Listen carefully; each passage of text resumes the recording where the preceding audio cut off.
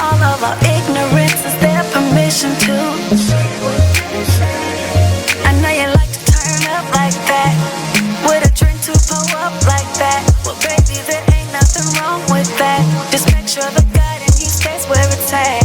You're the right thing. You are listening to BeExposedRadio.com. Take a minute and listen to this flashback of the Black by Demand radio show. Control. They said she wouldn't, so they didn't know if she had a weapon. So it's just a mess. So yeah, you do have to have these discussions with your children. You do, and you have to make them aware of that there is an enemy out there. Every time the police pull you over, or every time you have an interaction with the police as a black person, you are at risk of being in front of your enemy. Hopefully, it's not a police officer that wants to demonstrate that he's your enemy. But You are listening to BeExposedRadio.com.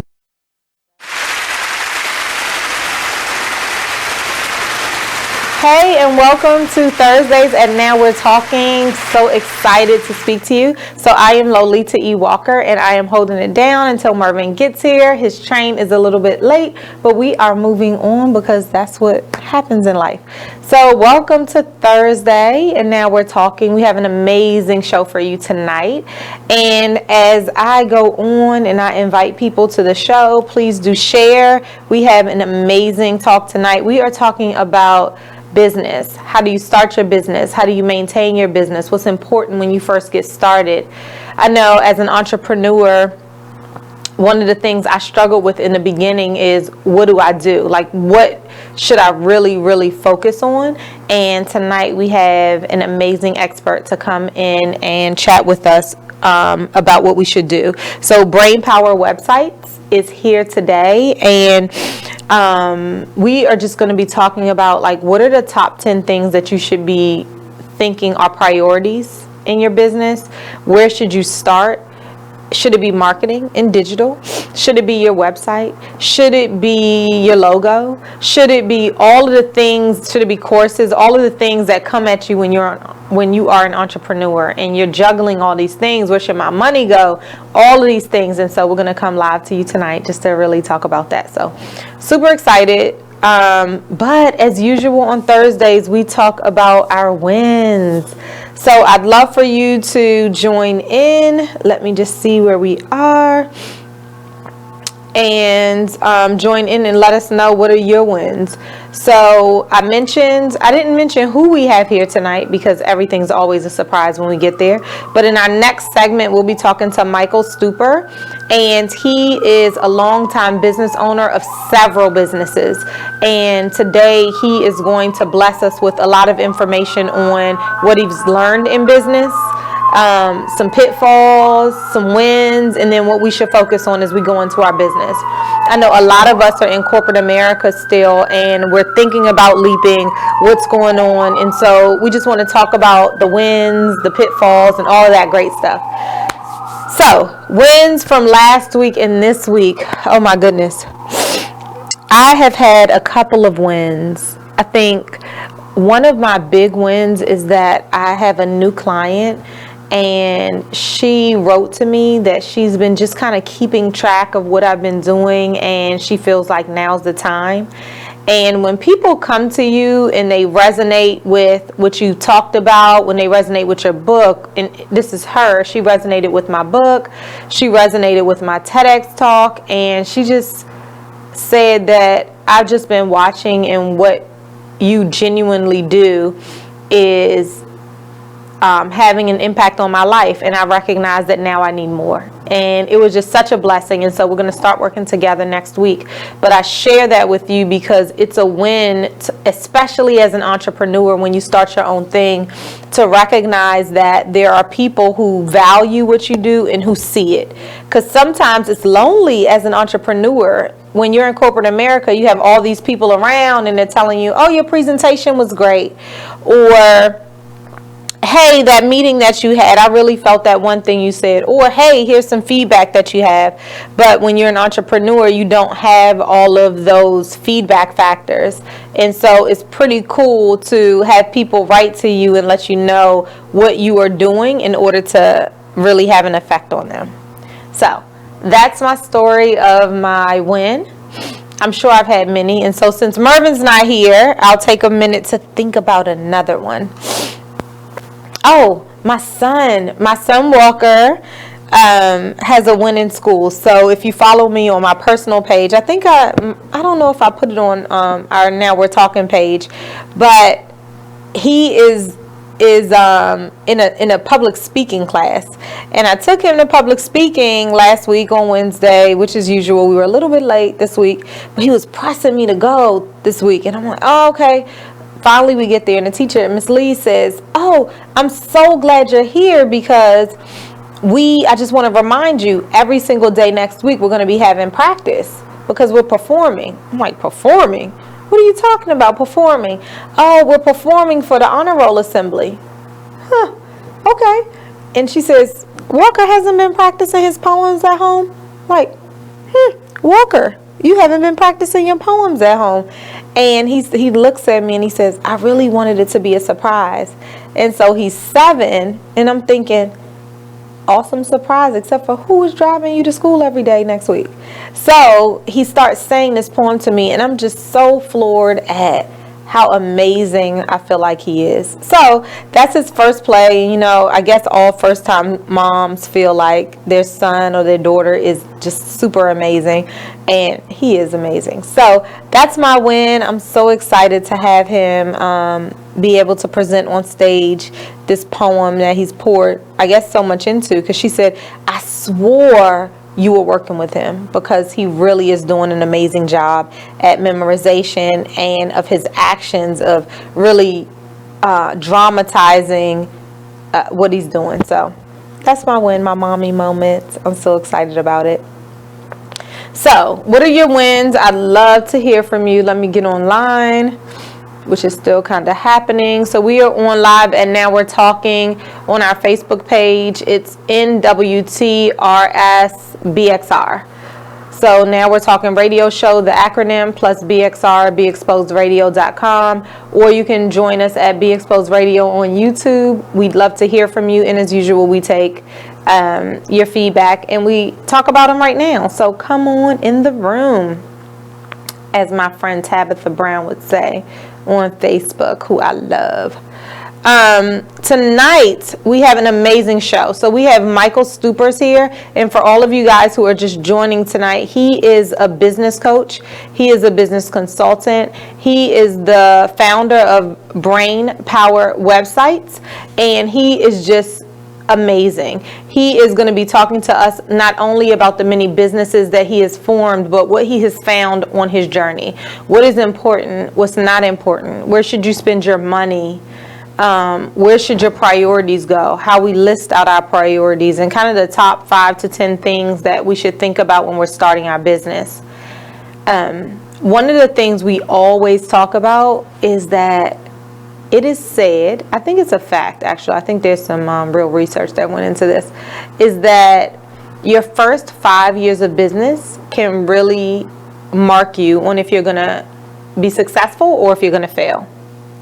And I know when I first started my business, which was a little over 2 years ago, marketing was such a big deal to me. I didn't know what to market. I didn't know how to market. When you become an entrepreneur and you start looking at these sites, so many things come your way. It's like, now you need a course, but you really don't know what you're talking about. Now you need a website. Now you need a logo. Now you need to pay this person to do X, Y, and Z. So I'm super excited to have Michael here tonight to be able to talk to us about his digital marketing company, how he created it, several businesses that he has had. What are they? How did they have different paths, if they did? How do you leap from corporate America? Because he also came from corporate America. What are the things you had that you took advantage? You didn't even know that you were taking advantage of them until you recognized that you didn't have them. I know for me, it was things like an admin who wasn't necessarily your admin, but they were doing things for you that you didn't even know that you needed to do yourself. They were handling all of these things for you that you weren't doing. That's a big deal. Copying things, sending out emails for you, recognizing your calendar, all of those things you don't have when you start out on your own. And so I think prioritization is one of the things that I definitely want to talk about. Time management, where you focus your money, because that's another difference when you're an entrepreneur, is where do you put your money? So you have a limited amount when you're working on your own, and where do you put your money? And for me, it was very different. I had to prioritize what was important and what was I going to swipe on my card. Because when I had a 6-figure paycheck, it was easy. I was swiping everything. And you just don't recognize how much of a reward that is. So we have that coming up. Mervin's not here, but what I can talk about is that he is the author of A Single Mother's Guide to Raising a Son. And he is having his first retreat, men's retreat, this weekend. It is sold out. I'm so excited for him. It's sold out. It's going to be in Potomac, Maryland, and I'm pretty sure he's going to have another one. But if you want to be on a wait list, I'm sure you can go to mervinbourne.com and get on a wait list for his men's retreat. He'll talk more about that and what the importance is, but I recognize too that he is a small business owner, and so when he does get here, we'll talk about some of the challenges and some of the triumphs that he's had as well. So when we're back, we are going to bring in Michael Stuper in order to sit with us and just get us kick-started on starting your business. So we would love to absolutely hear from you, and we're going to be talking about small wins. All right. We'll be back on Now We're Talking.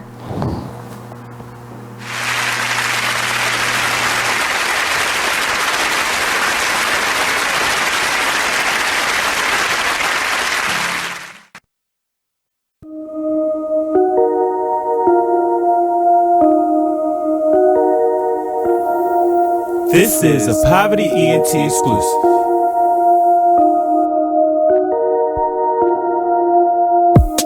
Next stop, Texaco. Strapped up, you already know. Fuck niggas hate, that's how it goes. Bros with me, yeah, it's time to go.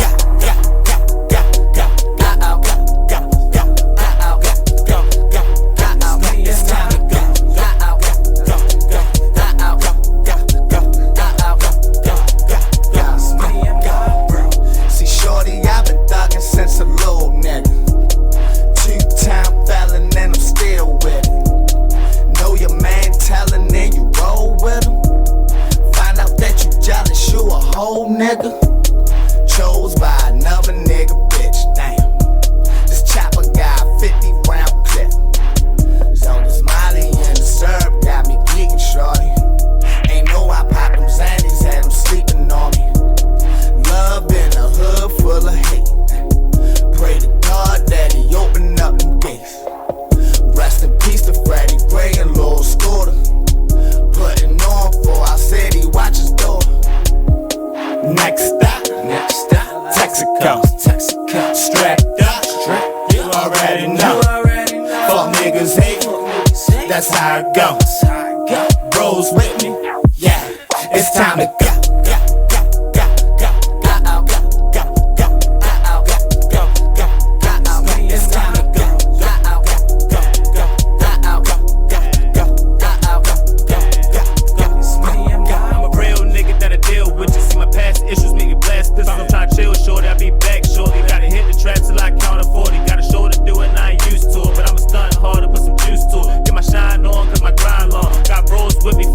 City, got my mind strong, take a time bomb. Fuck a pot, I'd rather pack the kitty. I don't want the city, don't call me Diddy. Yeah, I rap my city, way to show them something they ain't ready for. Make a voice firm so you can't ignore it. Talking shit like I'm fixing toilets. Shag a rhythm, I can see me torn. Horn cuffs, shades on, shirt off, strapped up, Molly down, blowing strong, riding around. The demonstration, whole 50 rounds, I'm a fool with it. Got ratchet niggas that's cool with it. You gotta go hard till that ooh hit it. Stop with me, got Mic check, 1, 2. My mind stated at a high rate. Next stop, Texaco. Strapped up, you already know. Fuck niggas hate, that's how it goes. Bros with me, yeah, it's time to go.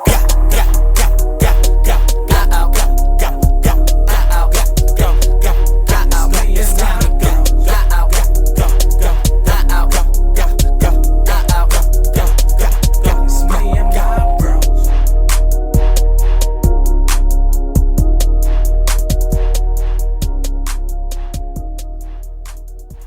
Artist Exchange Radio Show every Friday, 7 p.m. to 9 p.m., every Saturday, 12 p.m. to 2 p.m. Real artist, real talk, real live on BeExposedRadio.com.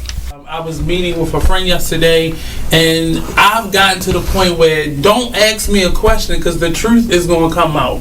And exactly. Just don't do it. If you ain't looking for the truth, don't come to me. Don't do it because I can't hold my tongue. And she wants to be this stylist, boutique, but you're not doing anything in that nature, and I can't take you seriously if you're not doing those things. And I understood why people didn't take me seriously because I found myself in somebody else's lane. I was good at what I was doing and what I wanted to be, but I wasn't doing it for me. So how can I ask you to take me seriously if I'm living in somebody else's shoes? And nobody can do what you do, and I think that that's a big problem that people face now. Like, you see what somebody else is doing and you want to do that when that's not your lane. That's not your lane. That's not what you're supposed to be doing. But it's popular, it's getting that person money, it's getting that person applause. Oh, I want applause. I want money. Let me stand over here behind them. And then a lot of times people aren't honest with themselves either. Like, I was thinking earlier today, I've been woke for almost 2 days, so so you get honesty,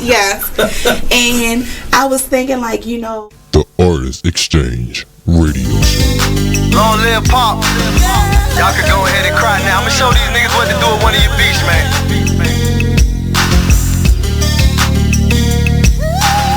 I am Gas, by the way. Strong woman story should have been on CNN. Nobody knows what it's like being Gwen. Windows closed in the house, it ain't no CNN. Can't gain weight for years, she been being thin. Single mother, no help from the system. When they was giving out food stamps, she missed them. Birth certificate, baby daddy, she couldn't list them. But her son was so beautiful when she kissed him. Blame it on love, but nigga she could've died with. Destroyed the whole world and found out she was a side chick. The nigga loved his wife and it got hard to hide it. So when Gwen confronted him, he ain't even denied it. Her fault, depends on who you asking. She tried to be a stripper, but the tip out was taxing. Buying all the purses, trying to keep up with the fashion. And her mama hated babysitting with a passion. She deserved better circumstances. A black queen, she should have been blessed with certain chances. You are listening to BeExposedRadio.com.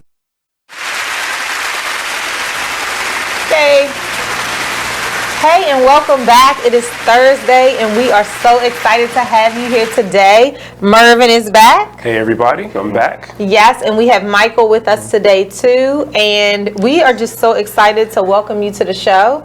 But before you get started, let's just step back and talk about our wins. So I am surrounded by two amazing men who are going to drop some knowledge with us today. So we're talking on Facebook as well as YouTube. And so we always start with our wins. And I talked about my wins before we went to break. My two wins were Walker being in a production for his first speech, like his public speaking class in 2 weeks. I'm super excited about it. And then the other one is I have a new client who just really gave me some amazing feedback on why she chose me to be her coach. So I'm super excited about that. That had to be a good boost for the esteem and the confidence. It was. It comes at the right time, always. That's right. Always when you need it, right? Always when you need it. That's what I'm talking about. Yep. So what are your wins? So I have tomorrow, November 15th through the 17th, as I know you mentioned earlier. Tomorrow's the kickoff for the 2019 Men's Wellness Retreat in Potomac, Maryland. Oh, and all the beds are full.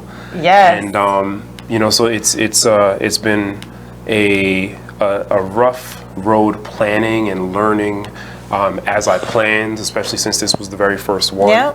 But it's been, it's definitely was to be expected. Yeah. But one of the things that I never got tired of doing, and I found myself being excited about doing, is explaining what it is and why I'm doing it. And typically, when I say that, it's something that a lot of women do all the time, but no one does it for men. So this is, the first crack at it.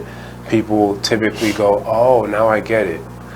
So it's exciting. It's exciting. I'm looking forward to it's a little bit daunting, but I'm also looking forward to looking at the difference between how they come in and how they leave. Absolutely. And I'm hoping that there's a difference. So I'm just really looking forward to that last day, so that I can find out, did it make a difference? How did it feel? Well, know already that it makes a difference. I mean, I would love to hear from you both. What are some of the myths you have when you hear men's retreats? What's one of the myths you have? Like, what's one of the reservations that you would have of going to a men's retreat? I don't know. I think a lot of men look at, they want to be a man, and they look at a retreat as being pampered, and that's what women do. Men don't do that. Men have the tough exterior. They have to show all the time, so they don't want to take care of themselves like they need to. So I think that would be, something that people would look at and think that way. But I think once they do it, then they enjoy it, and they want to do it again. Yeah, absolutely. Like, there's a lot of men that have never had a massage before. Yeah. There are a lot of men that just the thought of that, like you said, they just don't think it applies to them.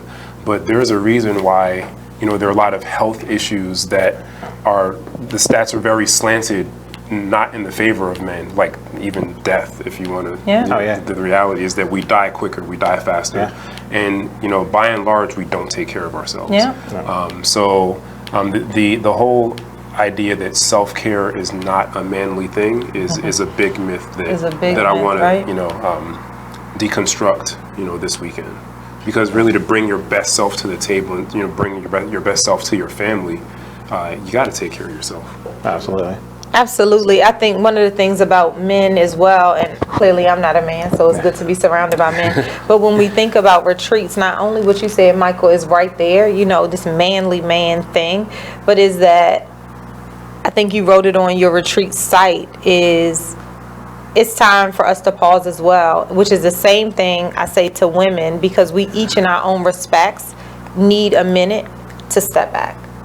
Right?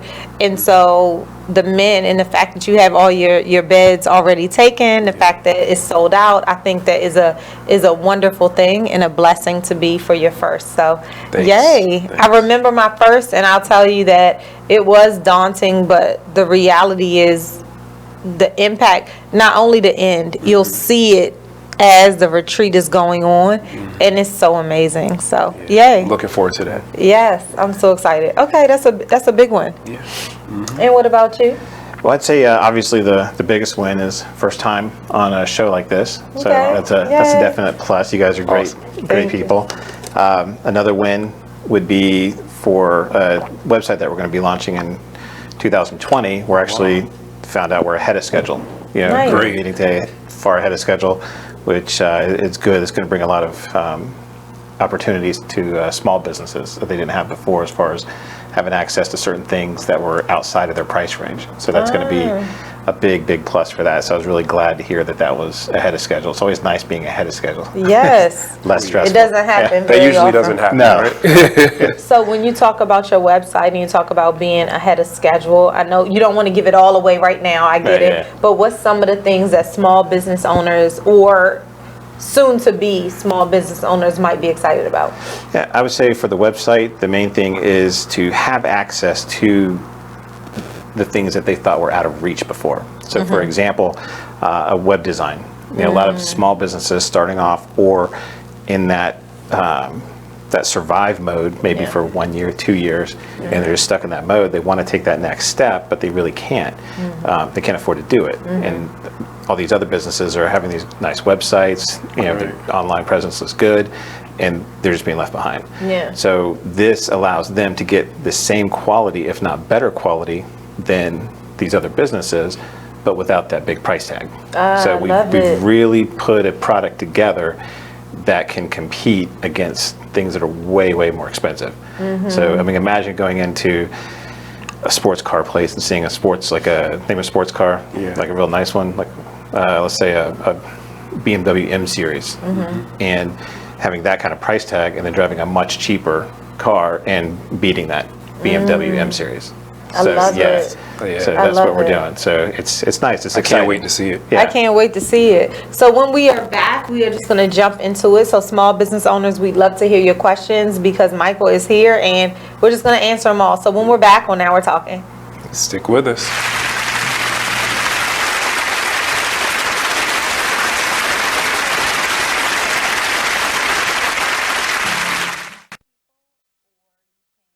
There's a rumor going around that Tyler Perry and Oprah are beefing.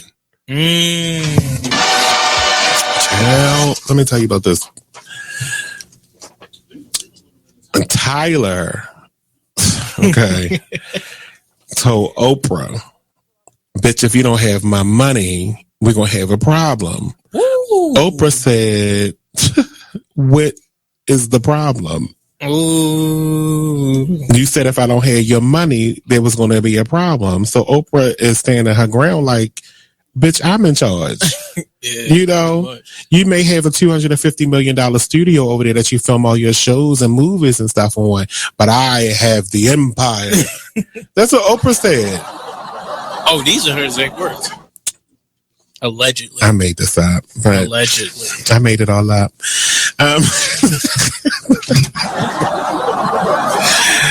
But there was a rumor that they were beefing. But Tyler confirms that they don't have any issues. So it says it was recently reported on the rumors that was swirling that the twosome were on the outs over constructive criticism of a Perry's show. Well, I got some constructive criticism, and we can be on the outs, Tyler, and I don't give a damn because I'm gonna make a promo out of this anyway and share it to your page. I need the scenes on Have and Have Nots to be like 5% shorter, each one. I want you to watch an episode of The Young and the Restless, because this is supposed to be a soap opera. No one's dialogue on The Young and the Restless is like this. You don't have to talk about the random plant in the corner for 25 minutes on one damn... You are listening to BeExposedRadio.com.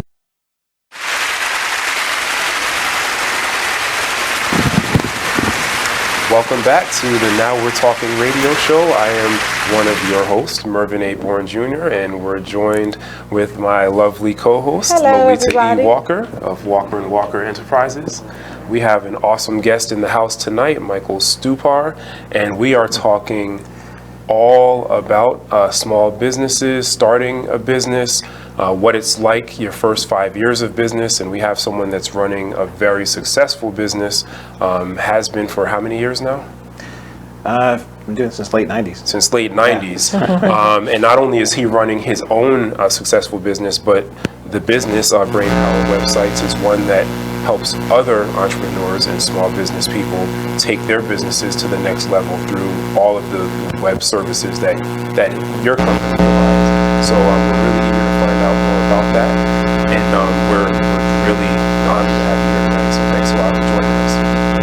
So we took a break. Right before the break, we were talking about the fact that tomorrow is the kickoff of 2019 in Potomac, Maryland, and it's really going to be a unique opportunity for the select group of men that are going to be there to reset, to take a pause, to reassess everything that's going on in their lives, what's gotten them to where they are today, and to really give a lot of thought to what their life's purpose is and what their life's goals are, and what, if anything, is preventing them from going to the next level. What's preventing them from being their absolute best selves so that they can get out there in the world, overcome all their obstacles, and really achieve whatever it is they're put on this earth to achieve. And I'm really excited about it, and all the beds are full, and we're looking forward to just building new relationships and a lot of self-exploration, and really just leaving the retreat with a new perspective, a new energy, and the idea is to build better men, better fathers, and that will lead to better futures. I love it. So I feel, it's your first retreat, and so I feel like you're very humble in the sense of what it is, the value add, so I'll go all in. So I'm super excited about it because this is my 5th women's retreat that's coming up in February, and what I recognize is every time I have it, when I'm talking to men about allowing this space for the women that's in their lives and why it's so important and why they need to support it, oftentimes I get the question of why don't you do this for men? And so the beauty of this whole situation is that now there is someone who is doing it for men. It's by a man, for a man. And I think that the beauty of that is you sit inside of this space that is cultivated by a man in order to have that brotherly love, in order to move out of the comfort zone and to become vulnerable. Like, when is the space that men can really talk for real? Right? You have your drinks, and I'm imagining this is what in my mind is happening. You have your drinks, you have your friends, and y'all are talking, and you might be doing cards, you might be just watching a game, whatever, but you don't really get to sit down and reflect and pause and be like, all right, like, this is time for me. Like, let me talk to a man about what I'm going through, because I don't know if anybody else understands what it is inside of a space where nobody else will judge you. So I'm just imagining that because I'm a woman and I know that's what women need. But what is it about this men's space? Like, what is it that made you want to do this retreat? So a lot of what you said in terms of this idea that men either don't need self-care or that there's some shame in addressing or acknowledging that you have some deficiencies and you're in a rut, you've hit impediments, and you're not quite sure how to get past them or even what they are. And a lot of times there's impediments to achieving our goals, to achieving our dreams, whatever they are. And there are things blocking them that are common to a lot of us, but we don't know because we never delve that deep into it with our peers. And the other big obstacle that a lot of us face is fear. Yeah. And it's considered very unmanly to be afraid of anything. But if you're a human being, you deal with fear in some aspect of life. So outside of the idea of just working hard, which is what we're taught to do as boys and as young men and as older men, there are a lot more pieces to the puzzle than just working hard. And one of the things that I've noticed that's missing from a lot of our lives as hardworking men, especially if you have families or if you have children, is balance. And so that encompasses your mental health, your spiritual health, your physical health. Just knowing how to relax, knowing how to pause and be reflective, knowing how to meditate, having some kind of grounding that's not necessarily connected to a church, because there are a lot of men, quite frankly, who don't go to church and have not been to a church in a long time. Does that mean that you cannot have a center for grounding? Does that mean that you shouldn't know how to be reflective? Does that mean that you should not understand that you can derive power from some place that you're not familiar with or some place that you have never experienced before? And so I want to address that lack of balance, and I've constructed and designed the retreat to do just that. That's awesome. Okay. Good. Yeah. Well, Michael, now you know. Yeah. So if you didn't know about the retreat, it's sold out this time, but there's going to be one in the future, it seems like, which is amazing to create that space. So tell us a little bit about you. Yeah, I've always been, I guess, had the entrepreneurial spirit. Go way back. I remember selling candy in school. So I was the kid that you buy candy from. I'd go out and buy it in bulk and then take it to school, sell it to kids.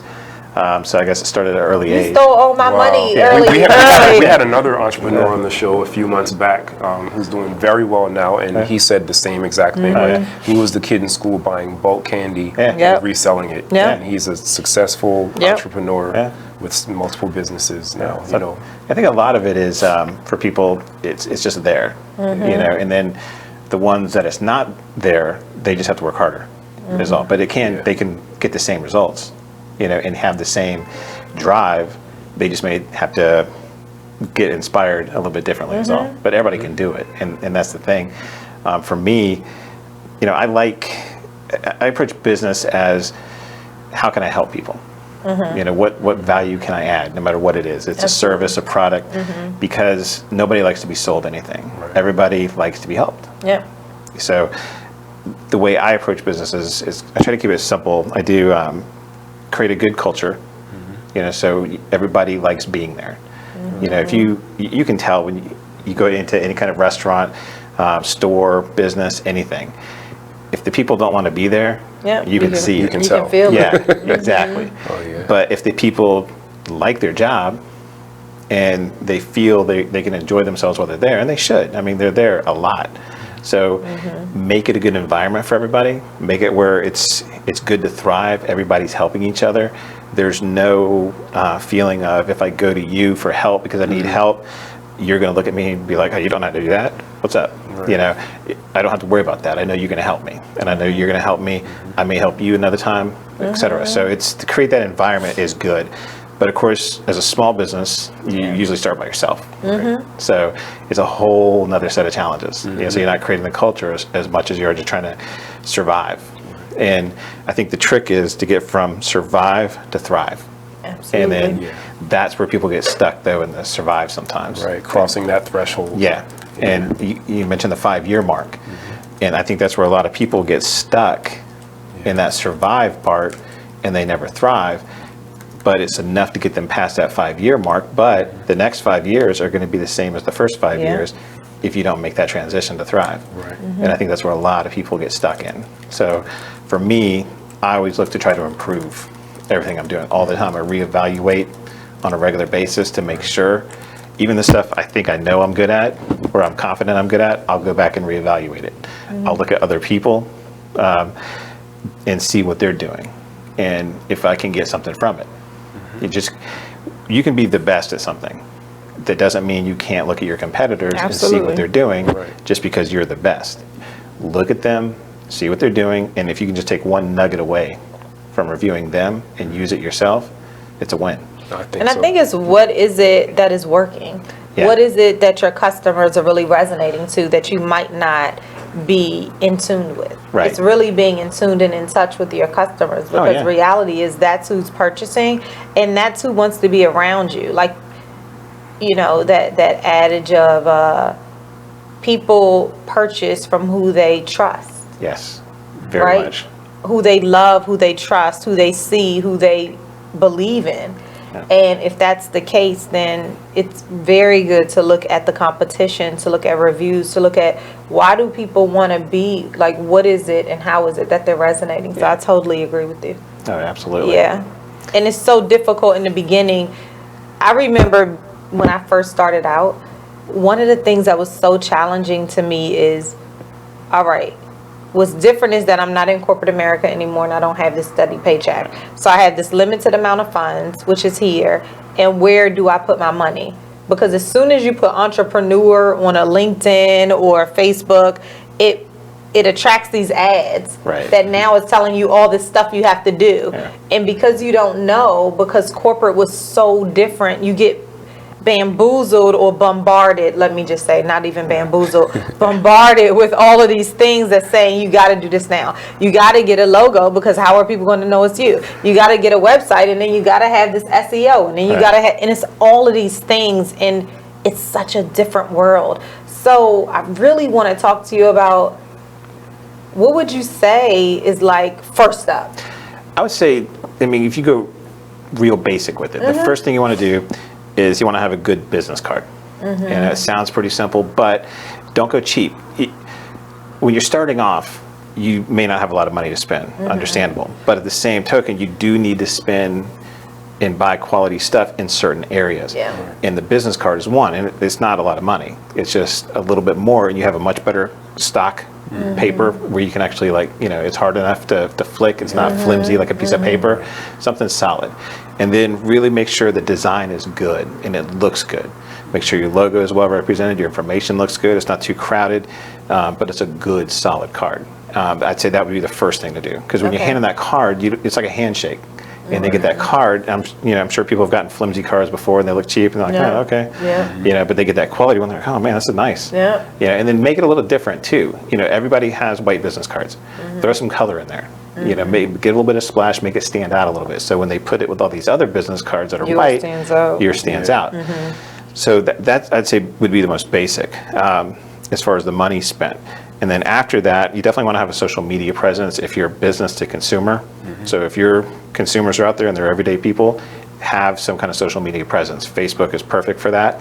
I always tell people, think of your business as, if let's say it's a service business and you don't have a brick and mortar.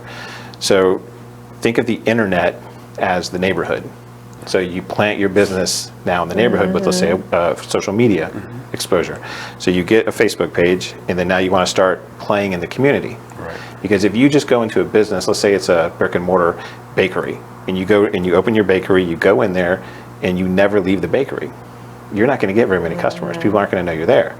You have to get out in the community and mingle. And that's where you can go with Facebook and mingle within the community, invite people, give people there, show some excitement, send them to your page. And then the next step would be websites. Get a website. It doesn't have to be a fancy website. It doesn't have to be an expensive website. The most basic thing is you want people to see that you're legitimate. And people look at the website and they just automatically say, okay, that's a nice looking website. They're a legitimate business. It may not be, but they look at that website and they say, oh, they are. Yeah, So we're going to break huge. down all three of those for our listeners. But one of the things I know in the beginning, when I was first starting out, so I love the business card, the social media presence. It was something you said that made me think. And third was the website. Yeah, and third was the website. I think as far as the website goes, to your point, you don't have to go expensive. You actually can just get a landing page and make sure your information's on there. But I think your point is great of having people after they go to they see your beautiful business card and they want to come back after you've spoken to them about what you do. Where do you send them next? Right. Where do you send them? Yeah, the website. Because the website, think of the website as a 24/7 salesperson for your business. All the information, for example, the retreat. Right. All the information is going to be on your website. Yeah. So you may tell me all about the retreat. I'm not going to remember every little thing, every little detail. I'm going to remember key points, but then I go to your website and I get the rest of the information, and then I can ask more questions. So that's where your website can be a tool for you. So it's going to sell for you. And when you're having the conversation, you can simply say, here's all about the retreat. Right. Go to my website for additional information. There's a lot more stuff on there. You'll love it. What do you think about video? Absolutely. Video, people think about video and sometimes they're a little scared of it, but you have to do it. YouTube is the second largest search engine on the planet. And if done properly, you can get a lot of stuff there. You mentioned something previously about people want to do business with the people they like. So that's very, very true. And they can like you by watching a video without even knowing you. So they make Relating that to connection. you, Yes. So you get on there, and if you're nice, you're pleasant, you're knowledgeable, and they feel they can trust you and talk to you, they're sold. They're going to go with you. And video has the power to do that. What's that saying? A picture's worth 1,000 words? Oh, yeah. I would say a video never shuts up. Right. It's going to keep going And it's there going. forever when you upload it. Yeah, good point. Yeah. And Video is so important, It which is is. so different than where we've come from. Yeah. And it's funny how you feel like you actually know people from watching the videos, even though, like you said, you've never met them. But you really feel like you have a relationship with the person. And especially if the person is well known or it becomes a celebrity or is a celebrity, you feel like I have a relationship with that celebrity. And consistency, because that's what you fall off with too, is just consistency of allowing your audience, when you have the right audience, to follow you and to feel that they are a part of you. Yeah, and videos, it takes time. You're not going to make 1 or 2 or 3 videos and everybody's going to just start flooding in. It's going to take consistency and time. And so as long as you're willing to dedicate that time, promote them, get the word out there, you'll do fine with them. Okay, so far I'm typing as I do this for the people that will join later. So far we've talked website, right? Oh no, we talked business cards first. Business cards, website, social media, and social media. Social media presence. Yeah. Okay, I love it. And the necessity of video. Oh, absolutely. Yeah. Okay. And that's definitely, a lot of people aren't doing video, and they really need to be. I mean, it's huge. It definitely makes a big, and you don't have to spend a lot of money to produce videos. Yeah. You can literally, with the phones that we have nowadays, you can literally use your cell phone, have good lighting, and have good sound. And a lapel microphone plugged into your phone, an external microphone, and then in addition to those 2 options, you can do good lighting. As long as you have that, you're good. And you can just get on there and make it a short 60 to 90 second video, and people love it. I love it. All right, well, when we're back, we are talking more to Michael Stupar, and we're so excited to have him. So join us back in a couple minutes. And let's find out more about brain power. Oh, yeah, absolutely. And what they can do for you. We'll be right back with Now We're Talking.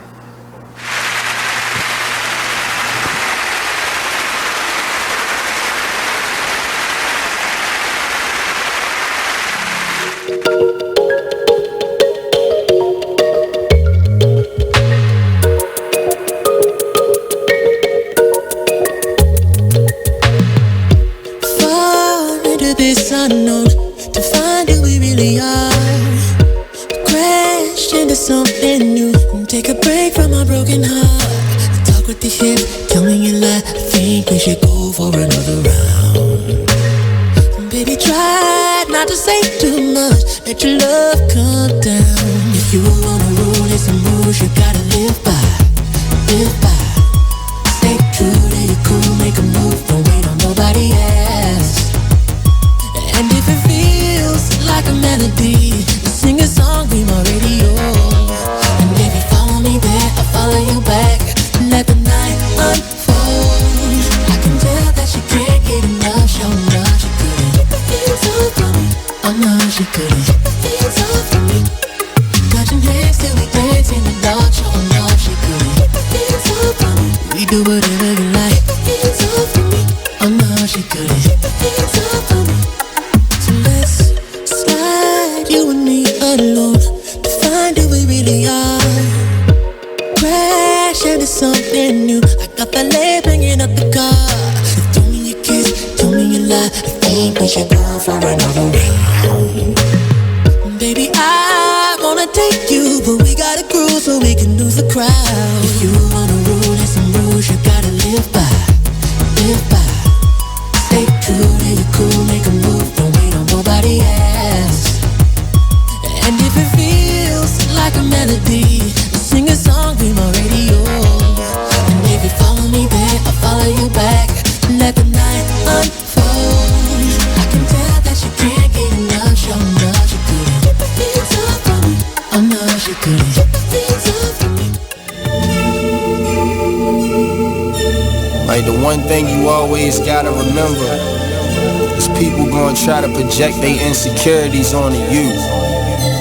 But you can't listen to what them niggas saying. You gotta get out here and do your shit regardless. You gonna do what you love for the rest of your life anyway. So why not turn that shit into something? Be a man of everything you see. This shit bigger than me, man. Like yeah, I'm good and all that, but You are listening to BeExposedRadio.com.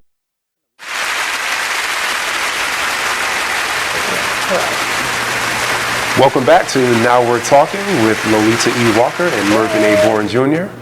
We are right in the thick of things tonight with a special guest who is your title CEO?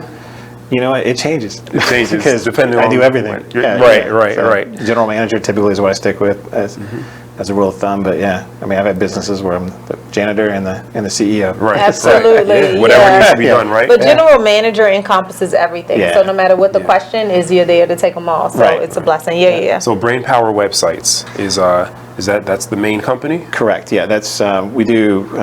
Primarily, we started off doing web design, and that was our main focus at the beginning.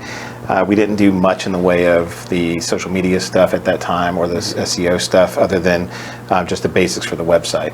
And then over the years, we developed and added all these other services. So now we pretty much do everything. I mean, we have video. We'll come out and shoot video, pictures, everything. We have Google master photographers with Google on our staff. I mean, literally we'll do anything, but the website is where we start with everybody because you have to have a website.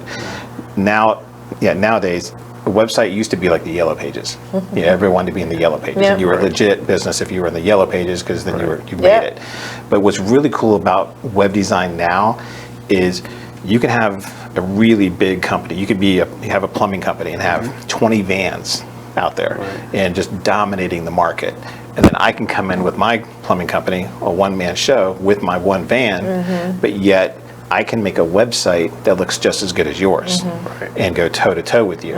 Now, my building is some small little building that I'm operating out of, one little garage, that's it. You have this nice, shop, people could walk in, stuff like that, and look at it. It's real expensive. But yet, when people go online, and that's usually where people get their first impression, they're going to think we're equals, even though I'm the small fish and you're the big fish in the pond. Yeah, it evens the playing field. Yes, absolutely, and that's the beauty of websites. So what we do is we go in and we let you compete or allow you to compete against much bigger fish. And we do it in a way where we don't overcomplicate things. We keep things very, very simple. Because we want the navigational flow of the site to be simple. We want people to be able to get to what they want to on the site quickly. And more importantly, what's going to make you, your business, money. Do you do critiques of sites? Oh, yeah. Oh, good. Yeah, absolutely. We'll definitely be straight with you. If it's good, we'll tell you. And you all do free web assessments too, right? Oh yeah, absolutely. So if somebody calls and lets us, says, hey, we have a website, can you take a look at it for us? We'll go through and see, what the positives, the negatives about it, and we also look at your competition as well too. So we want to see what they're doing right, what they're doing wrong, and then match you up against match you with what they're doing right, and then do outperform where they're missing the boat. Yeah, I think that's so important because as a business owner, especially when you're first coming in, within these 5 years, you want to look at your competition and you think you're looking at your competition, but when you have somebody that's been doing it for a while and you not only look at your website for ease of use, but it also is that you look at it for SEO. Right. Right? And then... there's two types of SEO. There's on-site SEO, and that's what comes standard with all of our websites. So all of our websites are going to have the on-site organic SEO structure to help your website get found. The other thing that is done is off-site SEO, and those are the things that are done away from your website to drive traffic to your website, and that's an additional service that we can offer as well. And then we also have part of the on-site SEO is what we call local SEO campaigns, and that's where we try to focus in just your geographic area on certain phrases to try to bring people in that way as well too.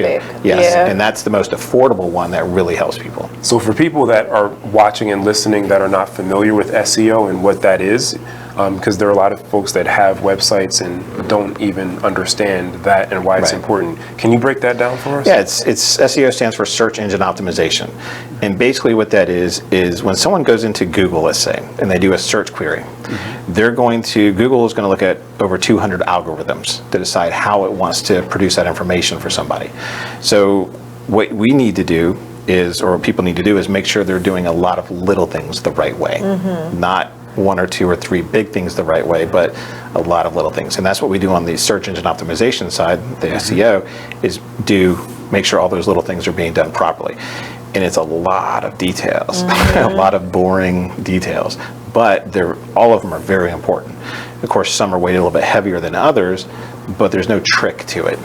It's all organic, and it has to be done the right way. There's no shortcuts, and it does take time. It's more of an ongoing thing. It's not a quick, let me do this for a few months, and then I'll be number one, and then I'll stop doing it. It's something you do on a regular basis, and that's where we talk to people about what their budget is, what's realistic, and people. I think we surprise people a lot of times. We have a conversation with them, and I always ask, "What is your monthly budget for SEO?" And then they give me a number, and we have a conversation, and then I'll come back to them and say, "Okay, you overshot. This right here is more realistic that we can do it for because we don't want to cross the finish line.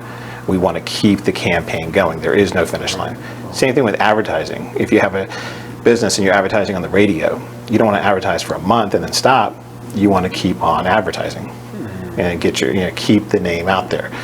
The trick is to do it in a cost-effective manner because not everybody has a lot of money to throw into a monthly budget, and that's where we always have the conversation with people and ask them, "What is your monthly budget?" And I get the same answer. I don't know. Every time nobody wants to say. Tell me what you cost. Exactly. Yeah. In the budget. Yeah, exactly. Absolutely. Yeah. So let's just get right into it. So what are a couple of in a short time we have? I know we really want to try to get through the top 10, but talk to us before we go to break about. Let's break the first one down. Yeah, I would say the goals or the 10 rules I would say that a business should have for success. And this I made this list. I try to make it apply to most every business, but have a clear goal. You have to have a clear goal. Know what you want. Know what you're going after. You can't hit the target if you're not defining what the target is. So make sure your goals are clear. The next thing is well, before we go to that, because we got to break these down. Before we go to that, and before we go to commercial, when you talk about making sure your goal is clear, talk to us about what that looks like. Like, what's an example? Yeah, everybody's can have different goals. So let's say your goal is you want to achieve so much in sales. And so you need to really break that down to make sure, one, it's realistic. You know, so make sure it's achievable, make sure that target is actually something you can hit. I want to have $1 million in sales first year. Okay, maybe that's not realistic. Maybe I need to tone that down a little bit. You know, so you have to make it realistic. So coming out of corporate America, let's say you were making 6 figures and you say, okay, I want to get back to 6 figures. You know, can I do it in year 1? And so I want my sales to be 6-figure sales. So look at that, break that down, how it's going to have to, what you're going to have to do to achieve that. And if that is achievable the first year, and great, you know it is, then that's your goal. Yeah. Yeah. So you just have to lay out the plan. That's awesome. Okay. Well, when we're back, we're going to start delving into number 2 through 5. Hopefully we can get through in the next segment, because we're going to get all the way to 10. All right. So thank you, Michael. And when we're back on Now We're Talking.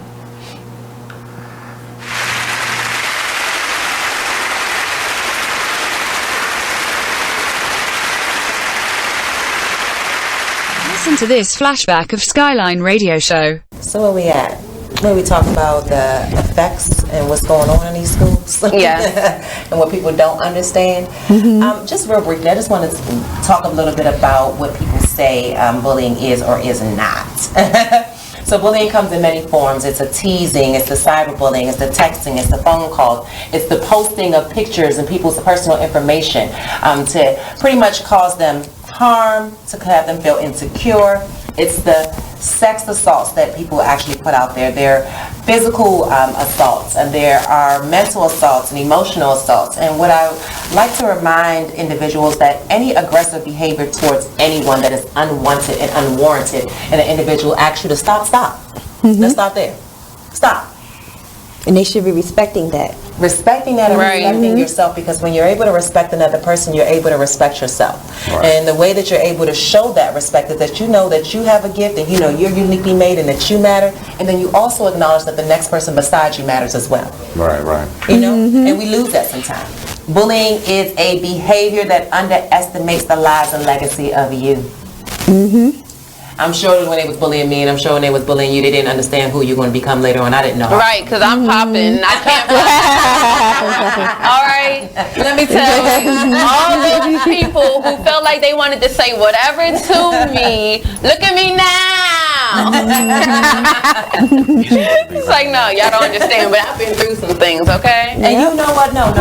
I applaud you and I salute you, because a lot of times we do not take the time to say, I'm okay, and I'm okay with me, and there's nothing wrong with me, and I'm amazing, and I'm blessed, and I'm strong, and I matter.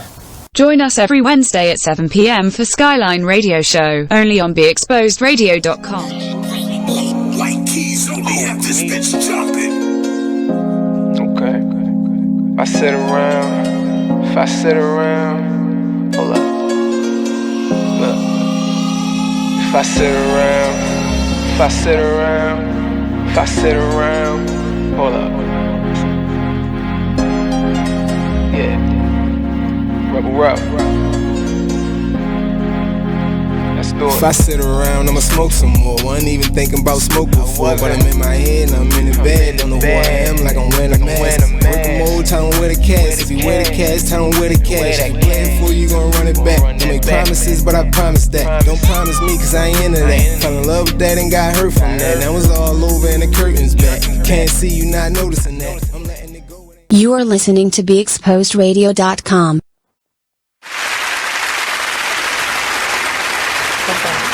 Hi, and welcome back to Now We Are Talking. We are so excited to be here tonight with you, and we are talking to all small business owners, those who have just started their businesses within the first 5 years, and those who are thinking about starting a business, because we're here with Michael Stupar, and he is a small business coach and consultant. And he has multiple businesses under his belt for multiple years. And he is here with us to talk about our top 10 strategies of being successful in business. So the first one he talked to us about was having a clear goal. So is your goal about making money, like increasing your revenue, or is your goal about selling products? What is your goal, and getting clear on it, right? Correct. Yes. So now take us through number 2. What do you think? Is be resourceful. I mean, that's very, very important. I mean, as a small business owner or an entrepreneur, you have to be resourceful. Everything's not going to always just fall right into place, and you're not going to have a team typically behind you, so you have to get it done. You have to be resourceful with everything you do. And then the next thing is know your strengths and weaknesses and act accordingly. Not everybody can do everything, and nobody can do everything. So make sure you know what your strengths are, play to those, work on your weaknesses. A good example of that is selling. Every business owner, every entrepreneur. It's so hard to do. It is so hard to do. Yeah.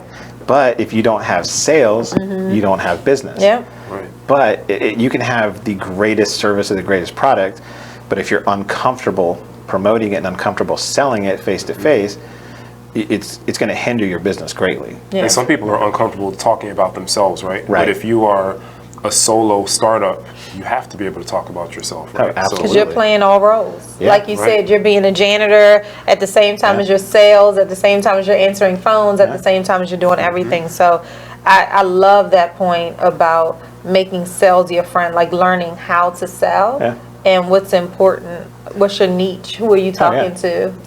And I would say for me personally, I'm not a salesman. I do not, it's just not me. It's not who I am. So what I've done is I made it a point to help people and find out what they need, find out where they're struggling, and then I can help them with the product or services that I'm offering. And if my product or service isn't going to help them, I'll just tell them. And then I'll go even a step further and say, but here's somebody else maybe you can contact.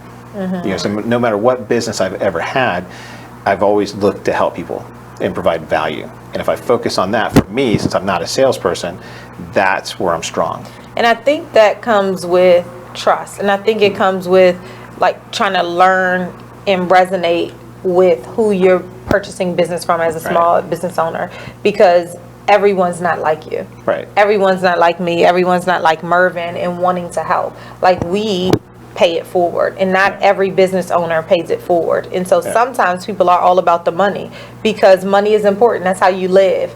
And if that is what your driver is, back to your goal, if that is what your goal is, sometimes that is not the person who is going to really be there in order to help you survive in your business. Right. And people, they latch onto that and they make a connection. For example, if I do business with you, I'm going to now go out there and be your biggest champion. Right. You know, as a customer or a client, I'm going to go out there and say, hey, have you been to our business yet? Right. If you do good business Yeah. with the person. Right. Oh, yeah, absolutely. Some people underestimate the value of that, right? Yeah. And it goes beyond just getting that money the one time. Yeah. Right. You know? Well, like the retreat you're about to do. Right.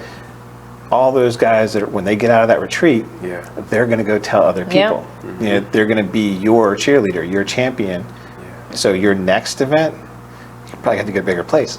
Yeah, exactly, which is a great thing. Yeah. And I think that comes back to your sales and selling. One of the things when I first started business, you know, I was leaping out of corporate America and I'm like, oh, I know tons of people. Like, I know tons of people.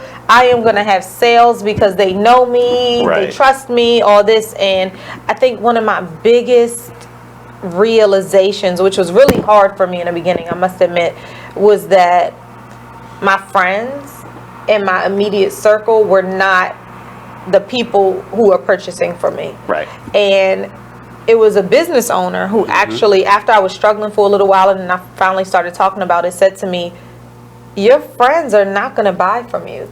They get you for free every day. Right. Why do you think that those are the people? And in my mind, I hadn't really like bought into that. I felt like all of my friends, not even just my friends, like the people in my network, the people who for 17 and a half years I was in corporate America and they've seen me grow. They know what I can do. They know how I lead. And I think one of those struggles in the beginning, it's not there now, but is that why wouldn't you know that you should hire me for that company that we're working for, because I deliver?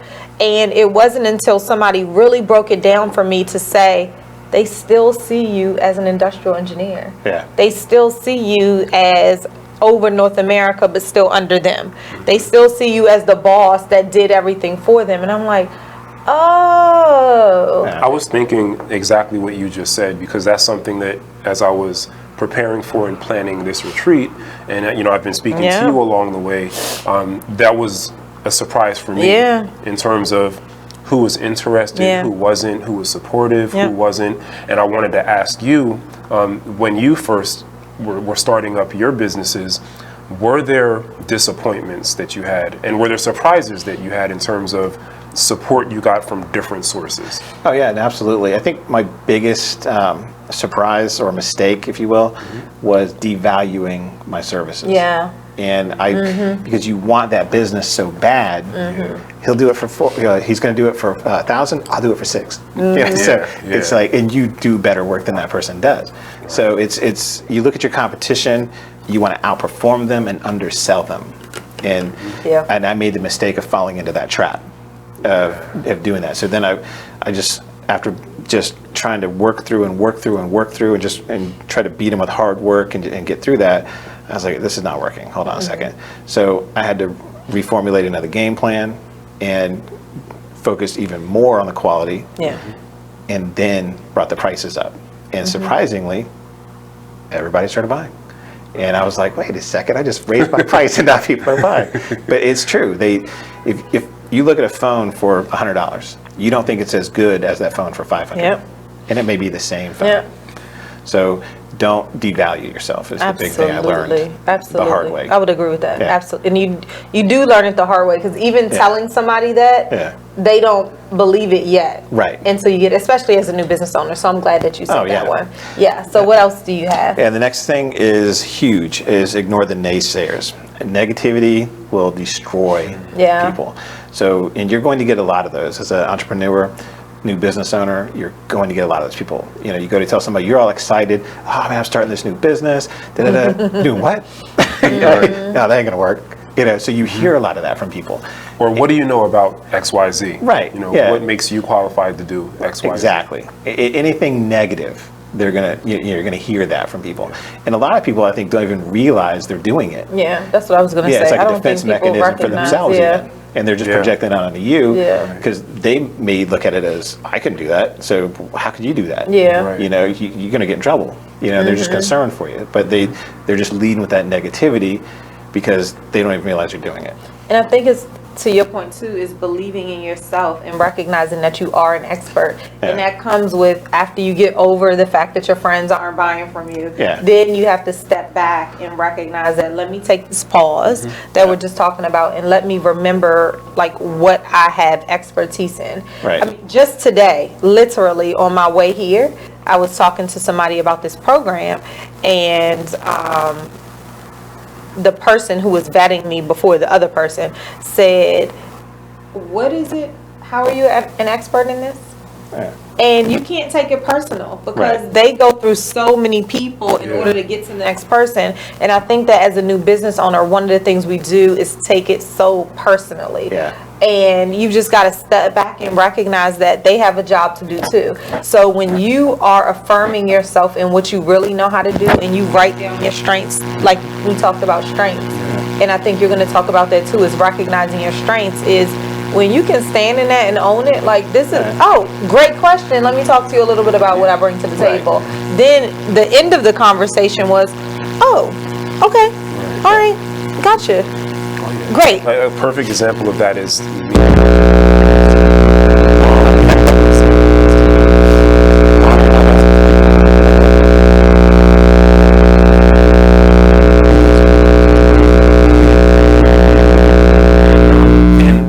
one of the potential customers said to Lolita, well, I don't read books. And it was very jarring the way she said it, because we're well aware that some people don't read books, but it was just, it's never been, most people aren't that abrupt. And she said it a couple times too. I don't know what you're going to say, but she did say it a couple times. Yeah, and Lolita was not jarred. At least she didn't appear jarred visibly. And she just took a pause and just explained to her why her book was awesome, how it could be helpful to her, why she should read it. And at the end of her spiel, the lady said, "I'll be happy to buy one." So yeah, I remember her. I don't. Yeah, that's interesting that you say that. I do remember this woman, and she kept saying, "I don't read books. I don't read books. I don't read books." And I remember saying, like, "That's because you haven't read." Like, I don't know what's happening, but she was adamant that she doesn't read books. And oh, it's so interesting that you say that. Yeah, okay, I'll take that win for today. Thank you, Mervin. It was a work of art too. Yeah. Oh, thank you. Oh, yeah. And sometimes you don't even recognize that you're selling a book, but it's more so like, why don't you read? Like, I'm intrigued that you don't read, and we're standing here with 2 books in front of you. So let me understand this a little bit so we can get down to the nitty gritty here. I think I went into coach mode. And to your point, I think sometimes people aren't aware that they're doing it, but I think the gut reaction or the instinct a lot of people have is, who are you to be doing that? Yes. Right. And like they're standing there in front of you, and they may be thinking, well, you look like a regular guy. Yep. Right. Like, you don't look like a movie star. Yeah. So like, why is it that you have the authority to write a book or to run a business or to ask for whatever it is you're asking for? Absolutely. And people who are successful and who we see on television and who we hold up here, a lot of people forget they're just people. They're regular people just like you are. Oh, yeah. Absolutely. It's so interesting you say that. I mean, today, I'm all about stories, but today, and now I'm reflecting, I'm like, yeah. So today, I always go to the same restaurant in Baltimore every Thursday before I come here. And I sit in the same table. And today, I got to the restaurant, and I'm like, before I even go in, I can see up, and I'm like, why is this man sitting in my seat? Clearly, he did not get the memo that it is Thursday, and it's my time to sit in the seat, right? Like, I've written a book there, the people know me there, and so I go in, and there's 2 tables at this window, but he's sitting at my table. And I go to the table over here, I don't feel comfortable, like my church pew. I don't feel comfortable, and I'm just sitting there, and I smile at him, and I'm just sitting there eating my food. I'm like, Lolita, get over it. But it still has a plug where I can plug my thing in, and I'm writing. And finally, I say to the guy, you're sitting in my seat. And he said, oh my gosh, I'm so sorry. I said, I sit there every Thursday. And he said, oh, I'm so sorry. I said, no. So we started talking, and he talked to me about my book, and he talked to me about how he was in school and the barriers that he's going through. And I was not selling my book. I really wasn't. And he's like, I'm buying your book tonight. And honestly, it comes from the passion that you have for the business. And that's what I tell people all the time. When you believe in what you do, when you're passionate about it, that becomes the sales, but you don't need to sell it. Right. Right? Oh, Nobody wants to be sold to. You just said that. But when we're back, we don't see. I gotta stop talking because we only went to like number. No, we're good. We're good. Yeah, we're on number what? 4. Yes. We're almost halfway through. We're halfway, almost. So when we're back, we're going back through the numbers, and we're gonna hit you with 10 before it's all over. Sounds good. All right. And back. send your questions in. We will ask. So go ahead and send them in. Oh, we gotta give shout outs. Hey, Ken. Hey.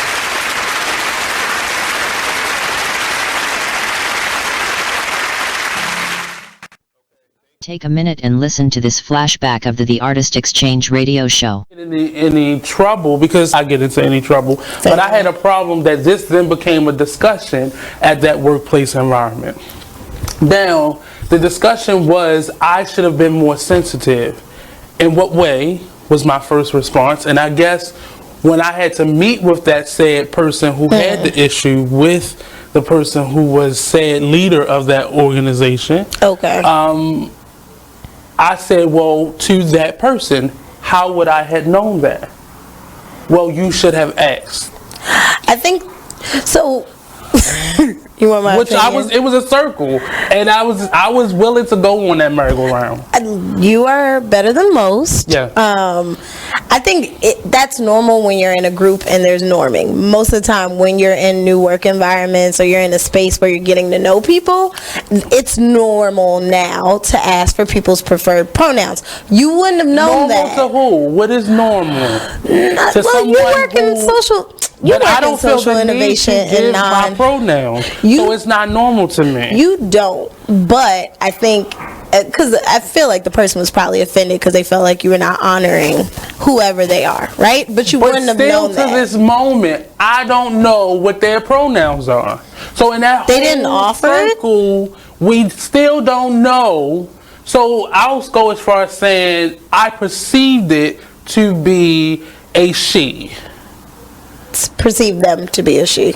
Them. Yeah. Her, him, they, them. It seems like they, them would be the easiest one on this one. Join us every Monday and Friday at 2 p.m. for the Artist Exchange radio show, only on BeExposedRadio.com.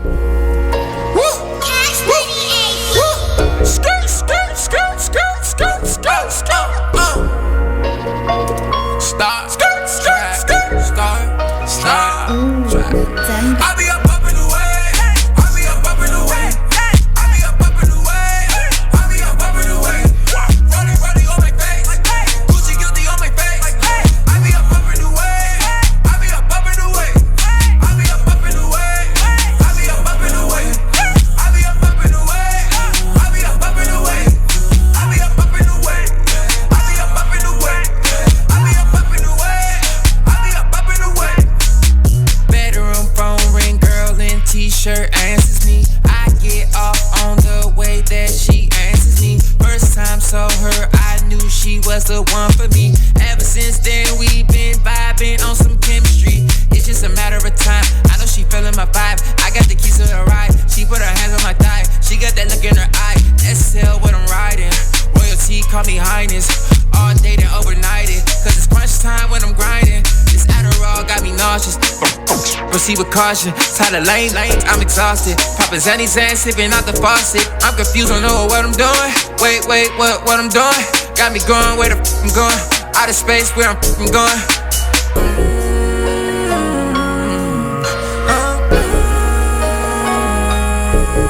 Wait, where I'm going? Wait, where I'm going? Out of space, where I'm going. Out of space, where I'm going. I'll be up in the way. I'll be up in the way. I'll be up in the way. I'll be up in the way. Running on my face. Gucci guilty on my face. I'll be up in the way. I'll be up in the way. I'll be up in the way. I'll be up in the way. You are listening to BeExposedRadio.com.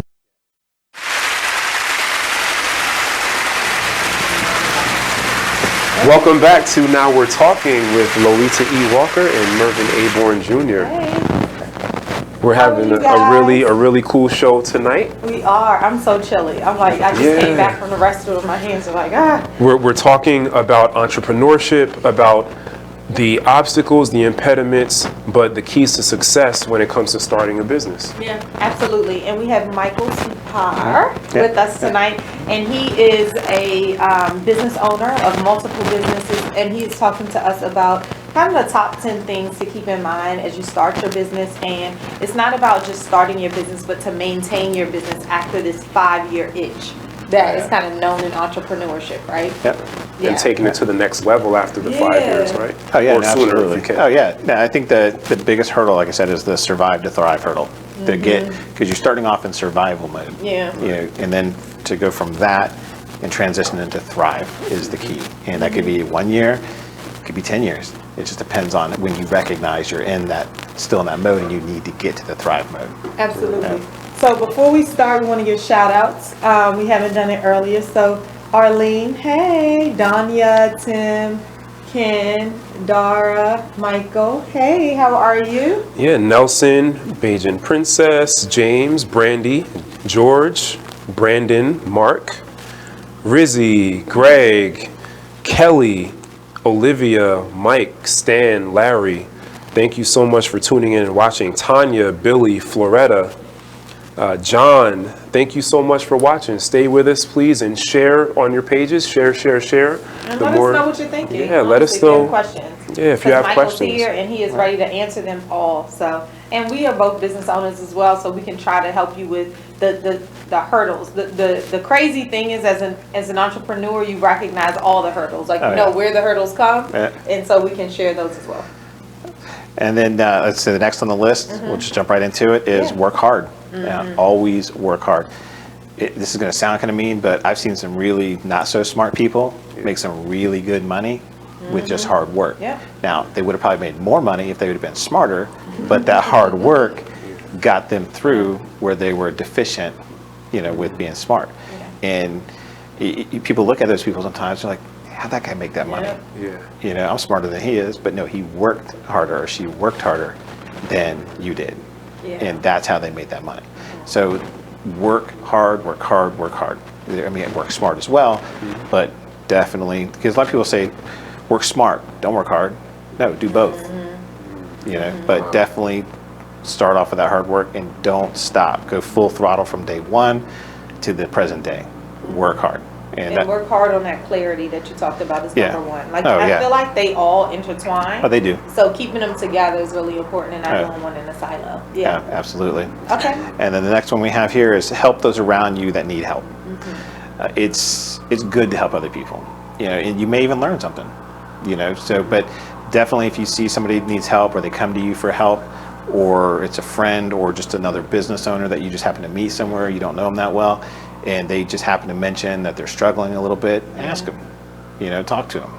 You never know, you might make their day, you might change their business just by helping them. And you may never even know that you made that kind of impact on them, but still help others when you can. Don't turn a blind eye to somebody just because you're focused on, like I said before, making money.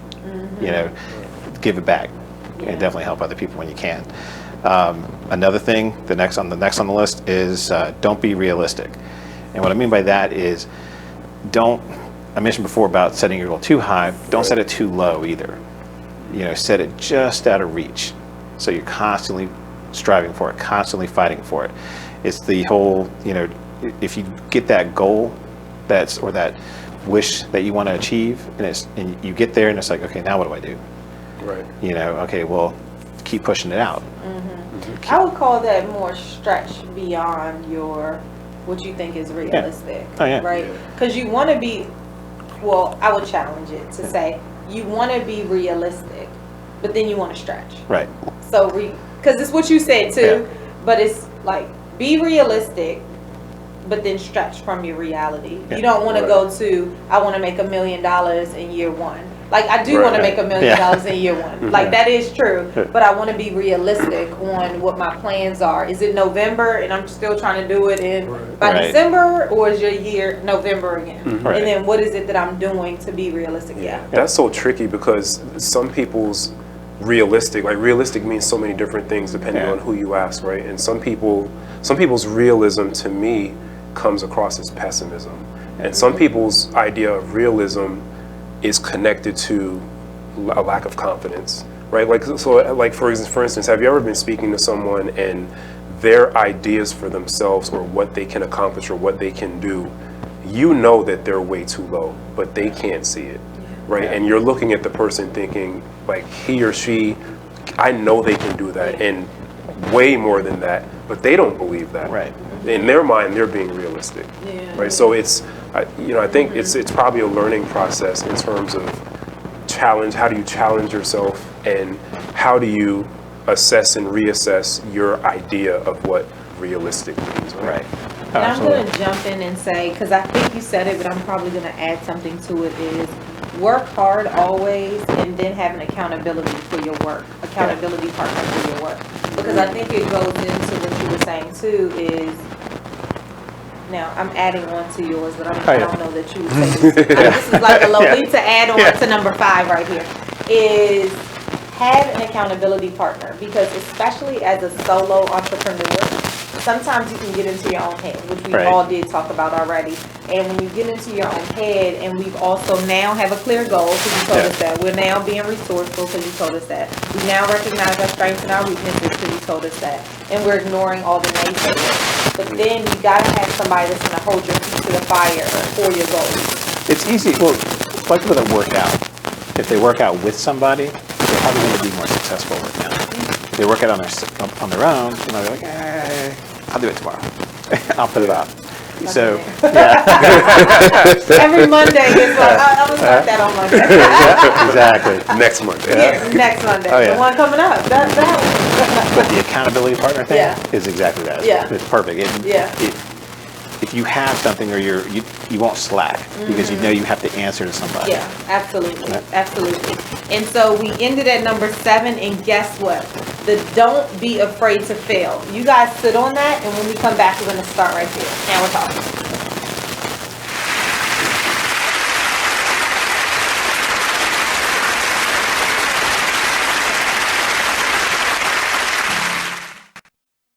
Be Exposed Radio. Well, if you made them, take care of them. Yeah, that's Period. the real. That's the real deal. It's period. And all that old money shouldn't go toward this, money should go to. If the child is with one of the parents 24/7, 7 days a week, you don't even come get your child every day. You come get your child once a month maybe, or once every 3 months. Right. You cannot dictate where that money goes, especially if the child ain't calling you about nothing. Now, if the child calling you every week, then you can question about where the child support is going. But if every time you pick up the child, they look nice, they ain't complaining about nothing, why are you worrying about where the money go at? It is what it is. Radio show.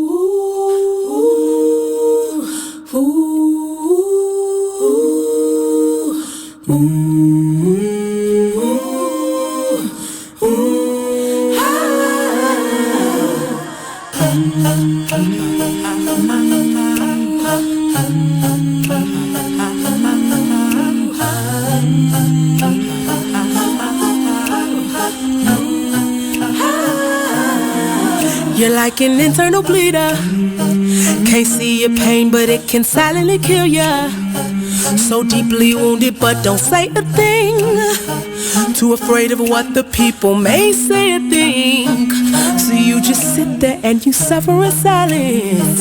Your pride won't let you just uncover your secret. Don't wanna look weak in your image, it ain't worth losing.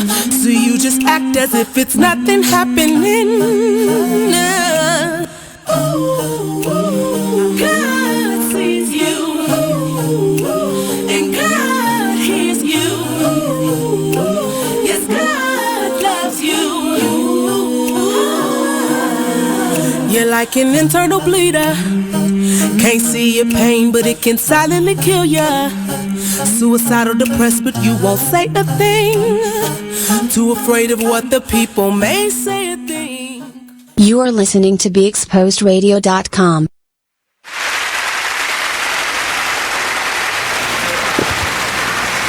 Hey, and welcome back to Now We're Talking. We are so excited to be here with Michael Sukar, who is talking to us about how to not only build our businesses, but stay in business beyond our 5 years. That 5-year itch that people talk about, that, listen, this 5 years is when your businesses make it or they fail. So you are giving us your top 10 list, and absolutely. I'm so excited. So we've gotten to number 8. All right. And this is a big one. Don't be afraid to fail. Mm-hmm. You'll find people will overplan a lot because they don't want to fail. So if you're in that safe space of planning, you haven't failed because you're constantly planning, and people will overplan and overplan. I'm sure everybody's talked to people that they know, and I'm going to start this business, I'm going to do this, and then 6 months later you see them, they're still talking about that business that they're going to start because maybe they really haven't done it yet because they're not afraid. They're afraid to fail. So if they keep planning, they don't fail. And failure is a great teacher. It sure is. And so you want to fail. It sounds weird, but you do want to fail because no one's going to be perfect with everything they do. So you're going to want to fail. You're going to want to learn from those failures and then quickly make adjustments, and that's going to make you stronger as an entrepreneur or business owner. So totally. Anyone who's done anything great, if you really read their stories, they've failed at some point. Oh yeah. And I've heard someone say, I'm sure I'll butcher it, but basically, if you're never failing, then you're not reaching far enough. Yeah. Oh yeah. And you're never learning anything at all. Yeah. And then the next one we have is another big one, is model success. So That's a good one. yeah, so if you look at what you want to be in somebody else and you see that they're successful and you see how they're doing it, why reinvent the wheel? You look at what they're doing, model yourself after that. Obviously, it's going to be the same kind of business, but you're going to model yourself after that. You know, what are the things they do? And so you'd be surprised how many people will tell you things if you just ask them. Just ask. Yeah, and they'll tell you. Some of my biggest things I've learned in life throughout my career when I was in the working for others was when I saw successful people doing something, I went to them and said, "Hey, do you mind sharing some, some of your time with me?" And I learned some great, valuable stuff by doing that, and it was kind of like a shortcut by doing that. So if you know a friend or somebody that has a business and they're successful, go to them, talk to them, find out what they do, find out how they think, and try to model that and apply it to your business. It doesn't even have to be the same business. It could be a totally different business, but if you see that they have habits and things that they do that you can apply towards your business, you'd be surprised how much successful or how much more successful you'll be and how much time you'll save from their failures. So definitely do that.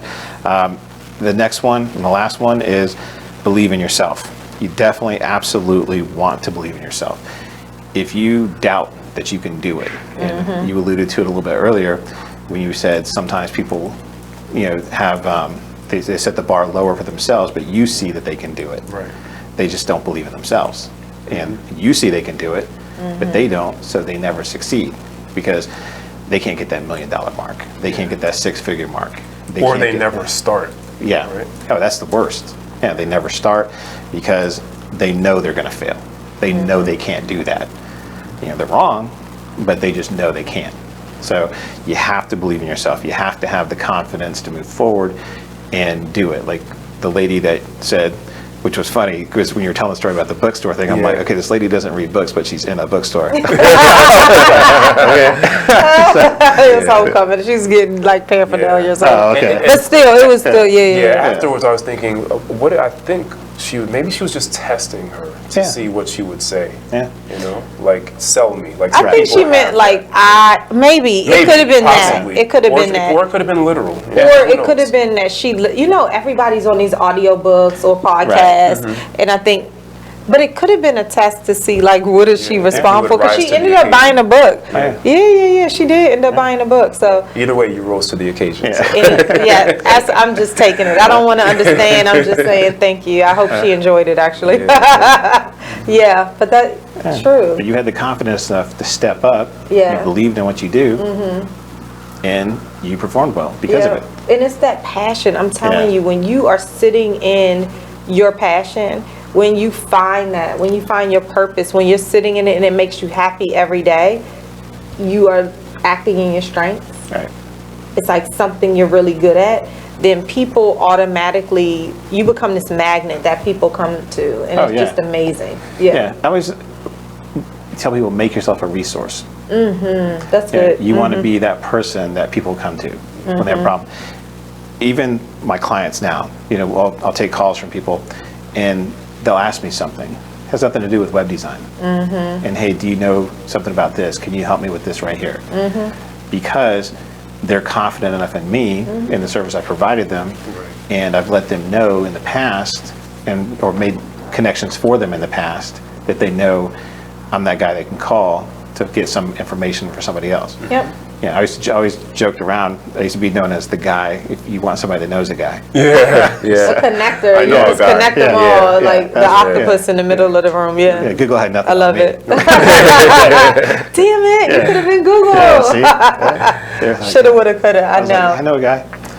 I think that is so amazing. So, for those of you who are just joining us, we are here and we are talking about, those people who want to leap into a business, those people who have been in business, and this 5-year itch. So if you've started a business, so you probably heard, your first 5 years, typically businesses don't last 5 years. And what does that mean? You're not making a profit. It means you're not really a business until you're really making a profit.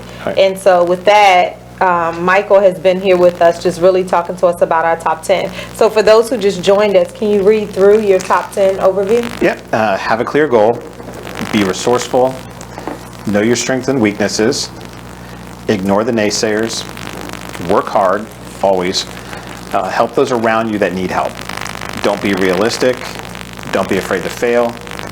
Model success and believe in yourself. I love it. And I believe you're providing a link. They can even get a little more information on there as well. For Absolutely. I'll provide the document and your website, because for those of you guys who just are joining us, you are a small business consultant and a coach. Right. So you want to tell us a little bit about what you do? Yeah, the coaching side actually came from doing the web design side. I did consulting for a little while, but then the web design, I would be giving this consulting and this more the coaching side for free when I was talking to the businesses and saying, okay, try this, try to do this, do that when you're starting off. Or if you want to reinvigorate your business and you just hit that stale period, do this, try this. And I got to thinking, I should be coaching people for money.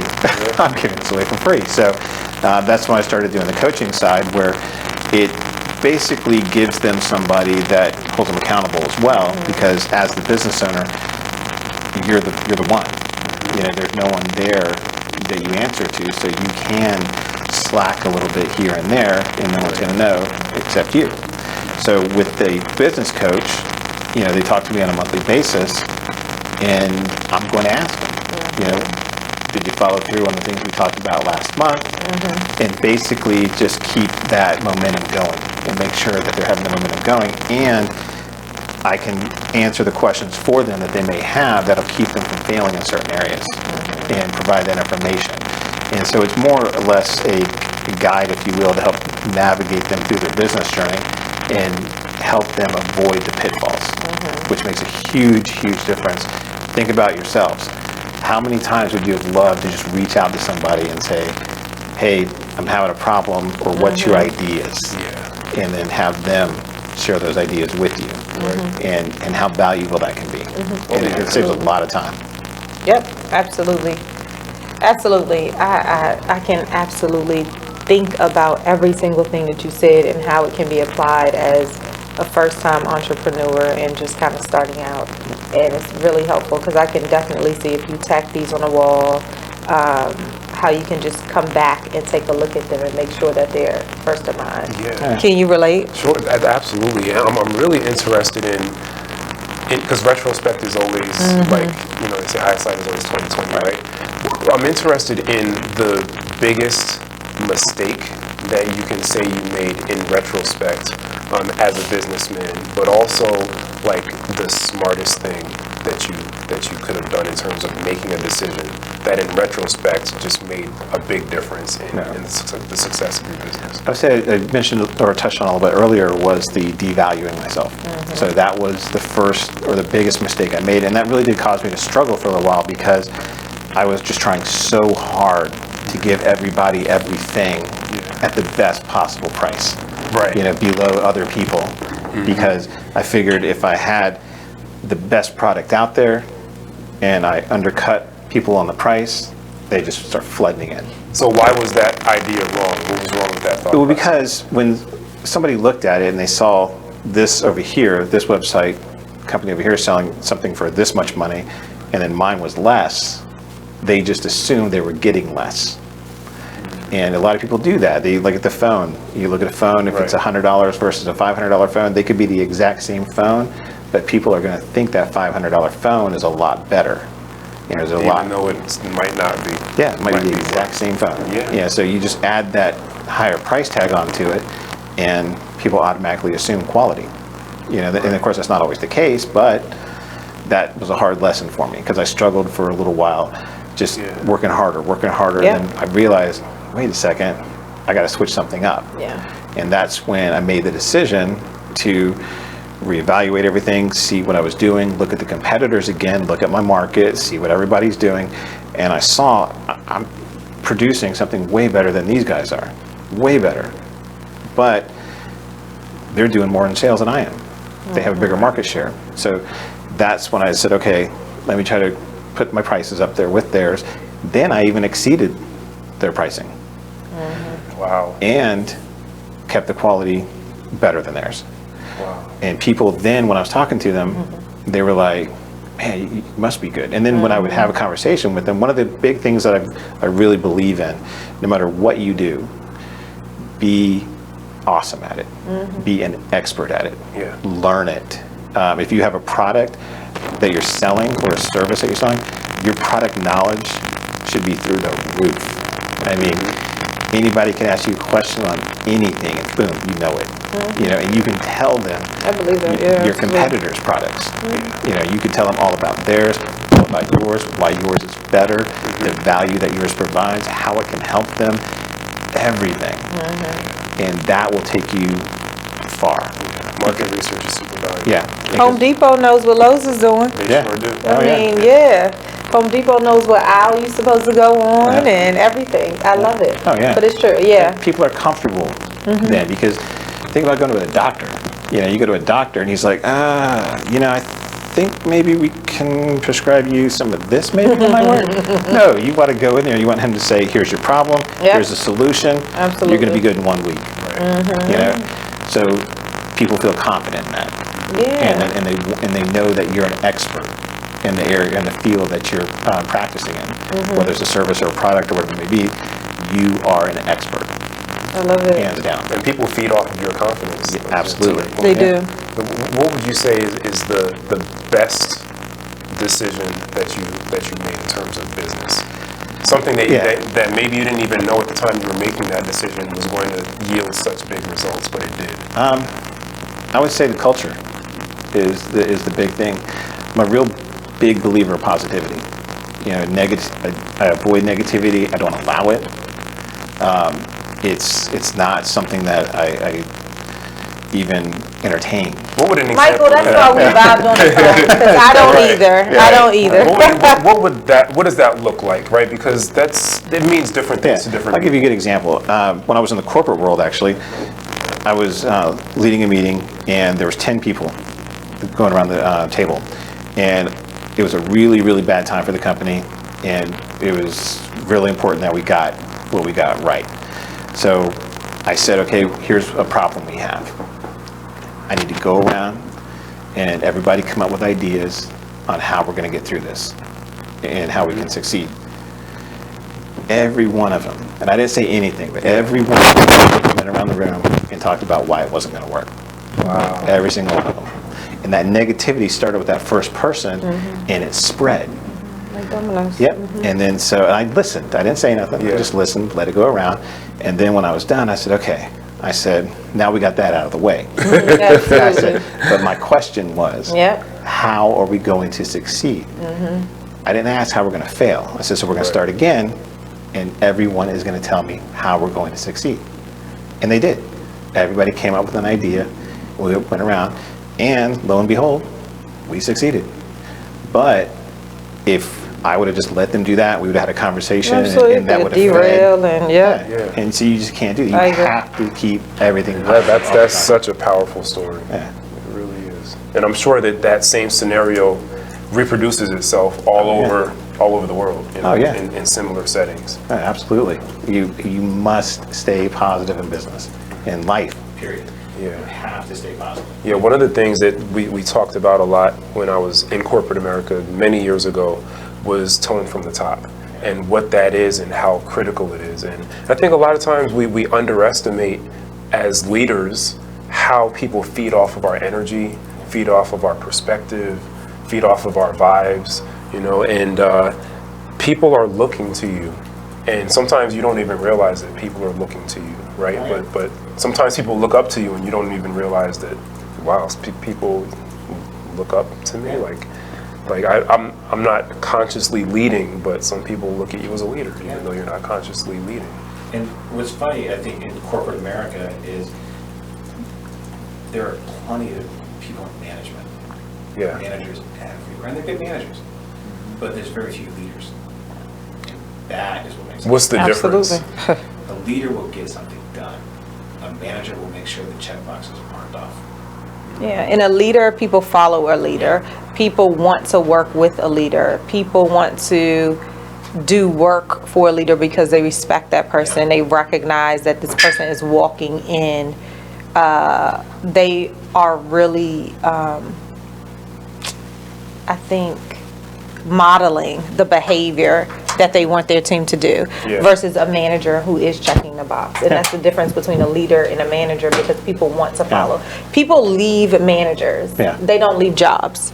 Right. Like, you don't leave your jobs, you leave the manager who's trying to manage you but is not leading you. Right. And that's the reason why you miss these talented individuals in this company, because the managers that you have too many of inside of your organization, this overhead, are not leading you where the strategic vision is taking you. So I've also found that when you have a real leader, people don't want to disappoint that person. Whereas if you have someone that's managing, not necessarily leading, or doesn't understand the difference, people really don't care about their opinion or how they feel or disappointing them. And people will follow a leader anywhere.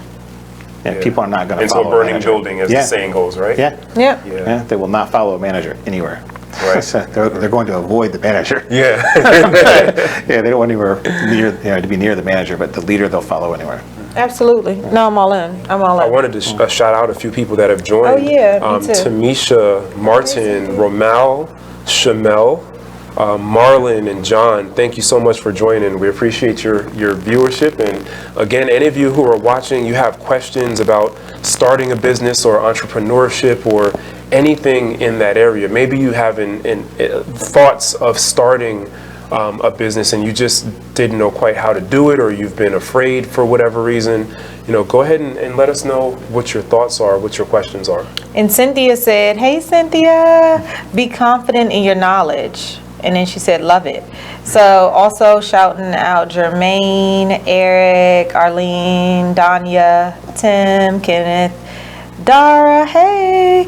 Oh, I owe you 3 bottles. I'm on it. I'm on it. Thank you for joining tonight. I'm on it. I totally forgot. Ojari, Charita, hey. Lynette and Cynthia, thank you guys for joining. We really, really appreciate it. So we are about to go to break. And if you have any questions, now's the time, because this is our last segment coming up. And we're going to tell you how to keep in touch, because you are doing some amazing things and we want our small business owners to be able to reach out to you. Sounds good. All right. Thanks. When we're back on Now We're Talking.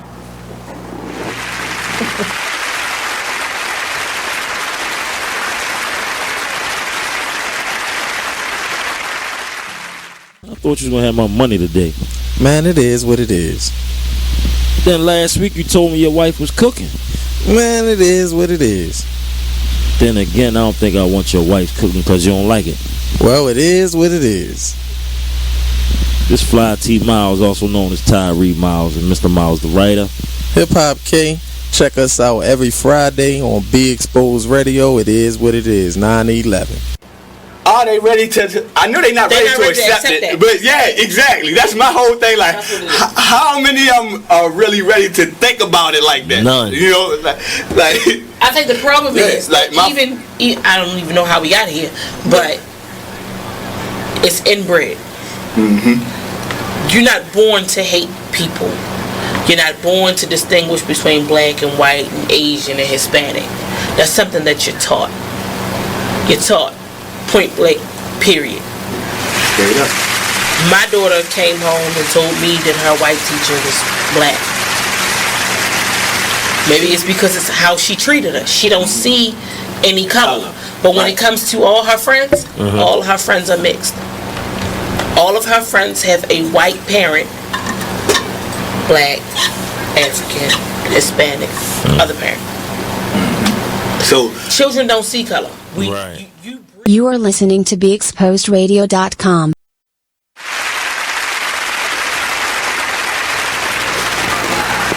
Welcome back to Now We're Talking with Lolita E. Walker and Mervin A. Bourne Jr. Hey. We are at the end of an amazing show tonight with we've had an amazing conversation with the CEO / everything of Brain Power Websites. Yes, Michael Stupar is here with us tonight. We're so excited. So much for joining us. The whole idea and concept of entrepreneurship can seem so lofty and so out of reach, and so for other people. But you really should know that if you're watching tonight, if you've been tuned in and you have something that you've been thinking about doing for years and years, and you've just never actually, gotten up and put it to, into fruition, where you think that, if you're thinking, who am I to start this business? Who am I to take this leap? You are powerful. That's who you are. So you really should know that. I believe that. I know Lolita believes it. I know Michael believes it. And at some point, everyone who has taken a leap and started a new endeavor has been that person with an idea, just thinking about it and wondering, can I do it? And something you mentioned earlier, and we've been talking about it tonight, is the power of the information you have in your head, the power of your experiences. And a lot of people don't realize that their experiences could actually be a commodity, right? They can actually be monetized. Your experiences, your education, your confidence. Yes. I mean, what you know, your expertise, all of that combined is what leads you to some of your top 10. Oh, yeah. And that's so super important. Yeah. Absolutely. Yeah. So tell us a little bit about how people can get back in touch with you. Yeah, actually, to celebrate being on the show, we made a page on our website specifically for the viewers and listeners of the show. If they go to brainpowerwebsites.com/talking, you'll get a special pricing for a product or a website that we're launching next year. We'll actually give that to you now for that service. And what that website that we're going to be launching next year is, it's a website that we've put together, or we're putting together, that will help small businesses with smaller budgets. So businesses that want a website but couldn't afford websites in the past, so they've either not gotten a website or they have a really bad website. This right here will give them a good quality, solid website that you could put up against websites that cost 5 times greater than this one does. And it will go toe to toe with them and even outperform them.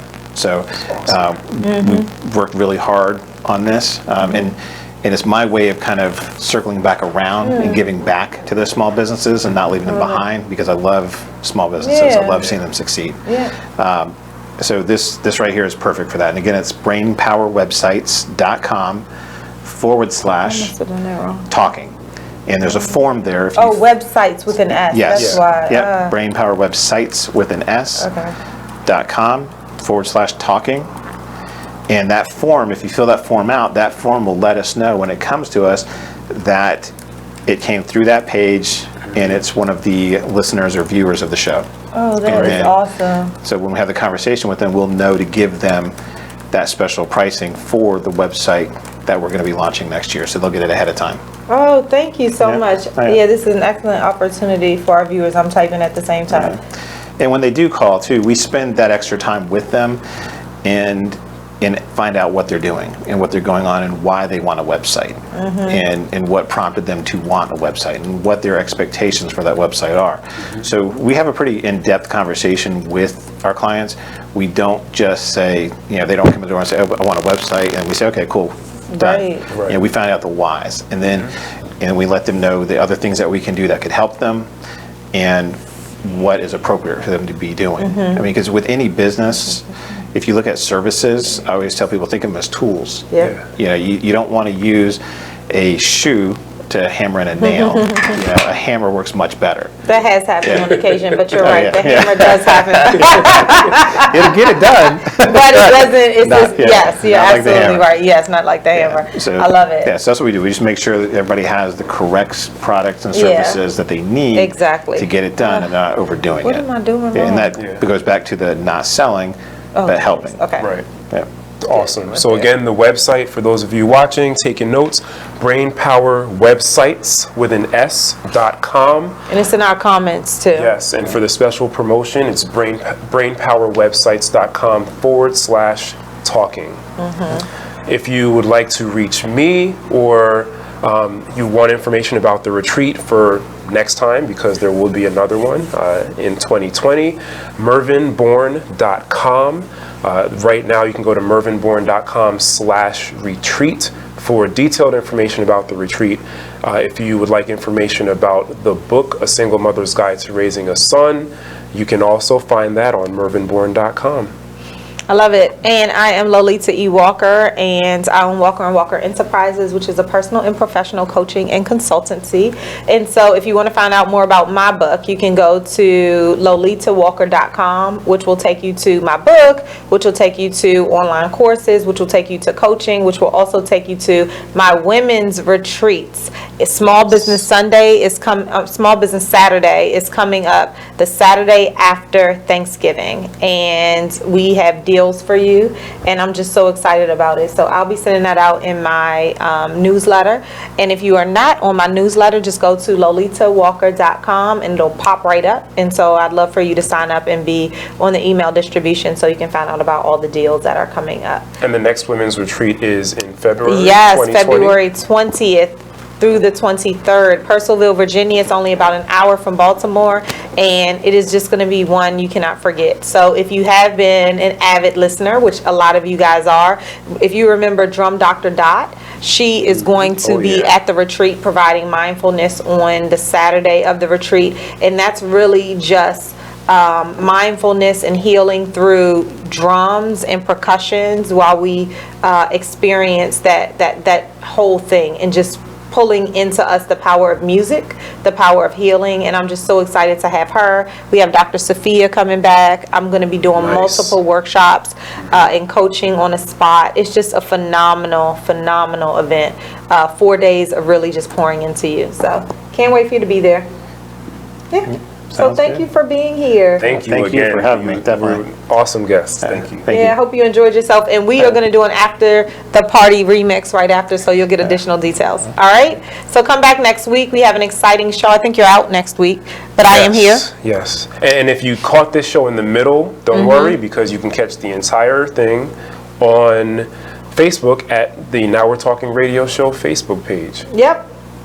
All right. Well, we'll see you next week, and I'll see you next week, and I'll be filling in for Mervin and I, so I'll be holding 2 chairs down, plus our guest, which will be on here as well. So we'll see you next week.